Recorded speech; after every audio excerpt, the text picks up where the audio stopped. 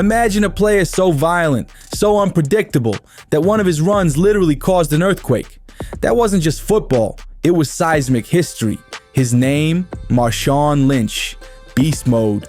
A man who ran through defenders like they owed him money, who refused to play the media's game, and who became a cultural icon far beyond football.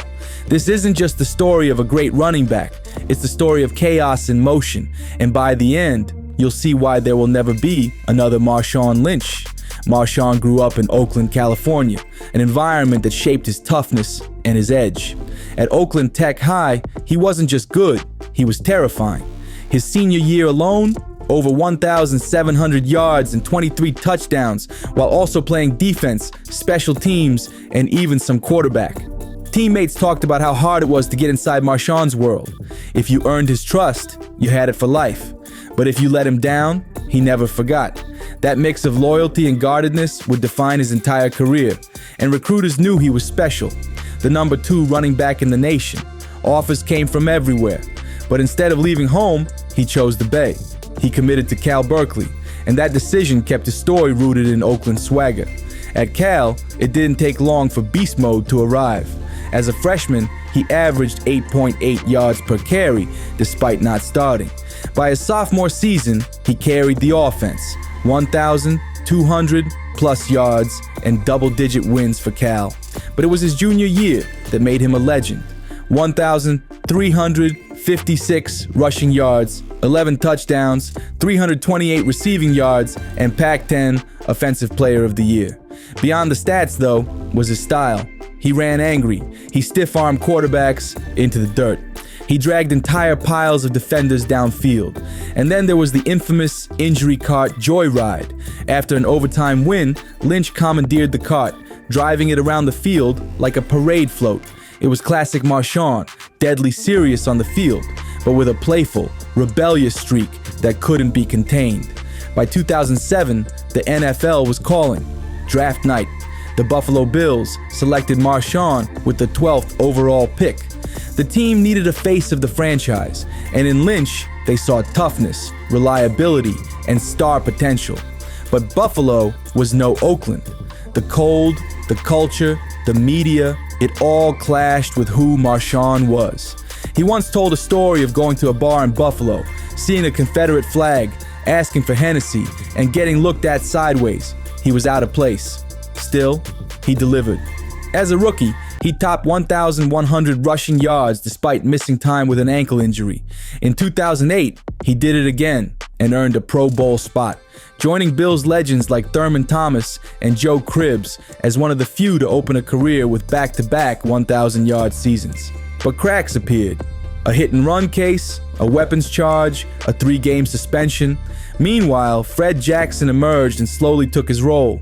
Buffalo wasn't building around him anymore, and Marshawn was frustrated. On October 5th, 2010, everything shifted. The Seattle Seahawks traded for Lynch, giving up just a 4th and a 5th-round pick. It looked like a small deal. It ended up changing NFL history. Seattle wasn't just any team, it was Pete Carroll's experiment. Young, scrappy, and physical. Marshawn fit perfectly. Early on, the stats weren't gaudy, but behind the scenes, the fire was back. The anger in his runs returned. Seattle embraced his quirks. The gold grills, the Skittles, the media shyness. He finally felt at home. And then came the run, the Beast Quake.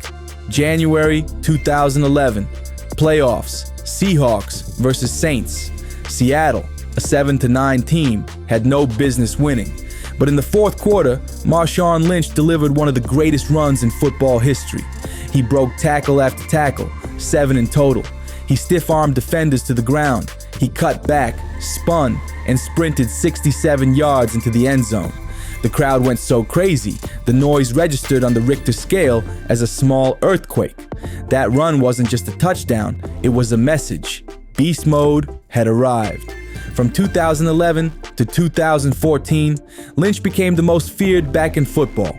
4 straight 1,200-plus yard seasons. Consistency, violence, and energy every week. He wasn't flashy in press conferences, he wasn't chasing attention, but every Sunday, he owned the field, he chewed the clock, he carried defenders, and he gave Seattle its identity.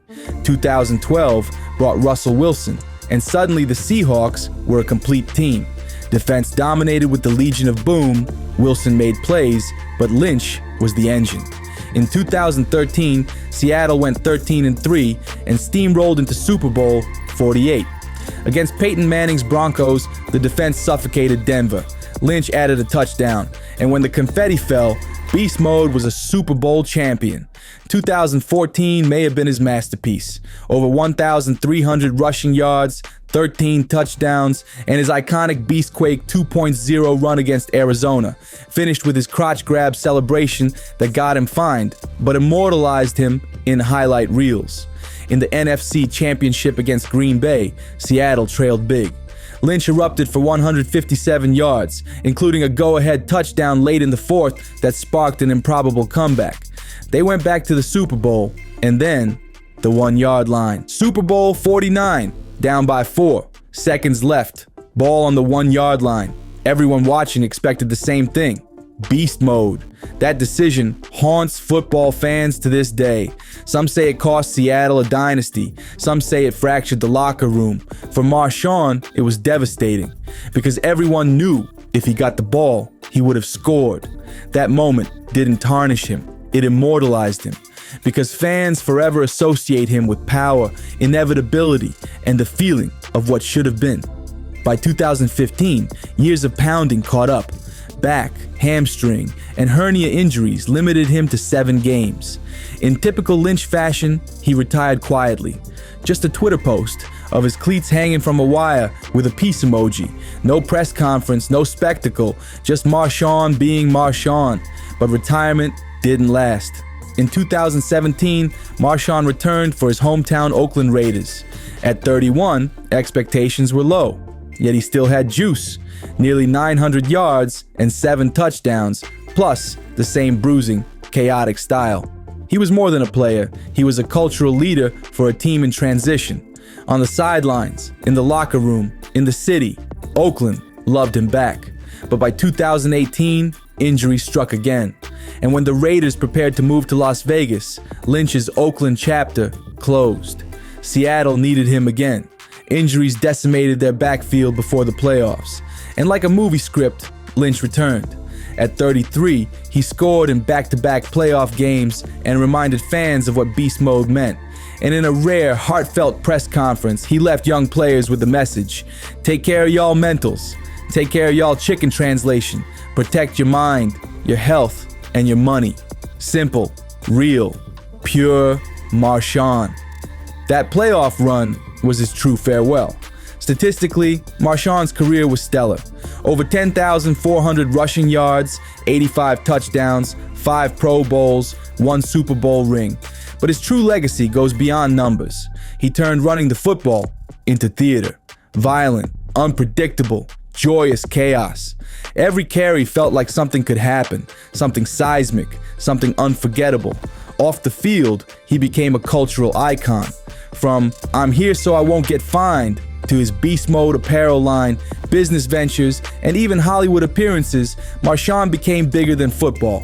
He co-owns sports teams. He invests in his community. He stays true to who he is. Marshawn Lynch was more than a running back. He was an energy, a vibe, a cultural moment. He embodied loyalty, chaos, and authenticity in a way that football rarely sees. He ran through defenders, he ran through doubt, he ran through expectations, and he gave us memories that will outlive the box scores.